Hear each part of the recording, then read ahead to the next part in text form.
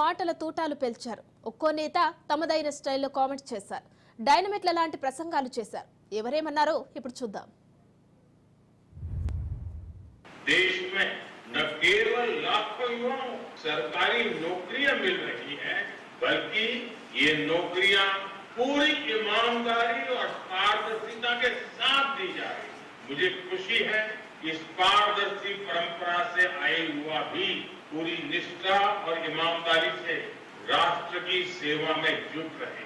ये ఒక్కరైనా ఈ ఎమ్మెల్యేదో ఈ ఎంపీదో ఏదైనా మంత్రిదో రికమెండేషన్ ద్వారా ఇక్కడ ఉద్యోగాలకు వచ్చారా చేతులెత్తని అడుగుతాం. దేశంలో ఎక్కడ కూడా గతంలో ఉద్యోగాలంటే మంత్రులు, ఎమ్మెల్యేలు, ఎంపీలు లేకపోతే అధికారులు వాళ్ళ బంధువులకు మాత్రమే ఉద్యోగాలు వచ్చాయి, లేకపోతే అనేక రకాల కుంభకోణాలు కూడా జరిగాయి. కానీ ఈరోజు పూర్తిగా ట్రాన్స్పరెన్సీతో ఉద్యోగ నియామకాలు నరేంద్ర మోడీ గారి నాయకత్వంలో దేశంలో జరుగుతున్న విషయాన్ని సందర్భంగా మరియు నిర్వాహకుల లోపం వల్ల అల్లు అర్జున్ గారు సినిమా థియేటర్ పోవడము, ఒక నిండు ప్రాణం మహిళ చనిపోవడము, ఒక పిల్లాడి ఇంకా ప్రాణాలతో కొట్టుమిటాడుతున్న వల్ల ప్రజల్లో అంటే ఇంత ఆ బాధాన్ని వ్యక్తపరచడానికి రకరకాల నాయకులు రకరకాలుగా మాట్లాడుతూ ఉన్నారు.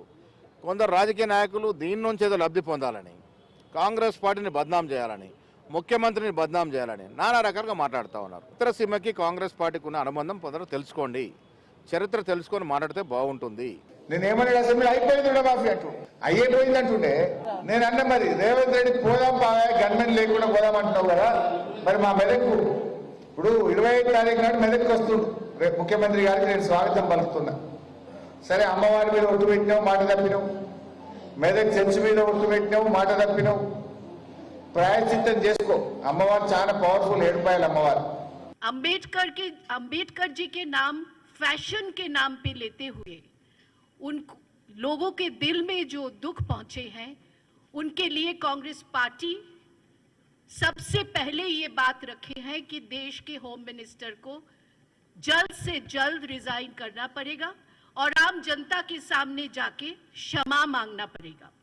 देखिए, అమిత్ షా జీకి బయాన్ సే పహలే ఆ నటుడు అమ్మాయి చనిపోయిన తర్వాత, మహిళ చనిపోయిన తర్వాత కనీసం కుటుంబాన్ని పరామర్శించకపోవడము, వాళ్లకు ఏదో సాయం చేస్తా అన్నది కూడా చేయకపోవడము, అవన్నీ పోను ఆయనను పోయి చాలా మంది పరామర్శి. కానీ ఈ కుటుంబము అక్కడికి సినిమా థియేటర్ కాడికి పోవడము తప్పులాగా అయిపోయింది. కానీ నీ మీద అభిమానంతో వస్తే ఆ కుటుంబం అలా చనిపోతే మరి ఇట్లాంటివి జరుగుతూ ఉంటే ఒక నటుడికి అవకాశం ఇస్తే ఇంకోరు కూడా. కాబట్టి చట్టానికి కొన్ని పరిమితులు ఉన్నాయి, హక్కులు ఉన్నాయి, వాటికి లోబడి ఉండాలనేది చట్టం తన పని తను చేసుకుంటూ పోయింది. ఎంత డిప్లొమాటిక్ ఉంటే అంత బాగుంటుంది పాలిటిక్స్లో అని.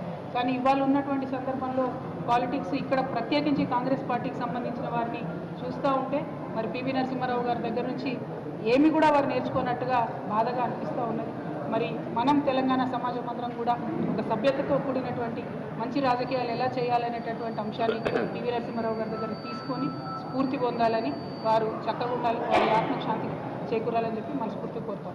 ఈ సంధ్యా థియేటర్ సంఘటన తర్వాత ఖచ్చితంగా ప్రజలు ఆలోచిస్తూ ఉన్నారు. సామాన్యుడి పక్షాన ముఖ్యమంత్రి గారు నిలబడడంతో ఎందుకు వీళ్ళు సామాన్యుల పక్షాన లేరు ఎప్పుడు అని చెప్పి 20 సంవత్సరాల మీ చరిత్రను మళ్ళొకసారి నిశ్చితంగా గమనిస్తూ ఉన్నారు. ఏ ఉద్యమంలో మీరు మా తెలంగాణ ప్రజల వెంబడి ఉన్నారు, ఏ భావాలతోటి భావోద్వేగంలో ఉన్నప్పుడు మీరు అనుకూలంగా వచ్చిండ్రు, ఏ పేదవాడి కోసం మీరు ఒక అడుగు ముందుకేసిండ్రు, ఏ రోజు వేయలే, వేసిన దాఖలా కూడా లేదు. స్క్వాష్ పిటిషన్ అయిపిస్తారు. స్క్వాష్ పిటిషన్ ఎందుకు వేయించారు? తప్పించుకుంటాక మీరు అడగకుండా తీసుకెళ్లి డబ్బులు కట్టేశారు. అంటే దొంగతనం చేసేసి డబ్బులు కట్టేసి దొంగతనం దొరైపోతారా? ఇవాళ 5,000 బస్తాల బియ్యం అంటే అఫీషియల్ గా వచ్చినటువంటి లెక్క 2,480 క్వింటాల్స్ దాదాపుగా. అంటే దాదాపు 5,000 బస్తాలు ఒక బస్తా తీసుకెళ్లడం సాధ్యం కాదు. 5,000 బస్తాలు తరలిపోయినాయి అంటే ఇది చాలా సీరియస్ గా తీసుకుంది ప్రభుత్వం.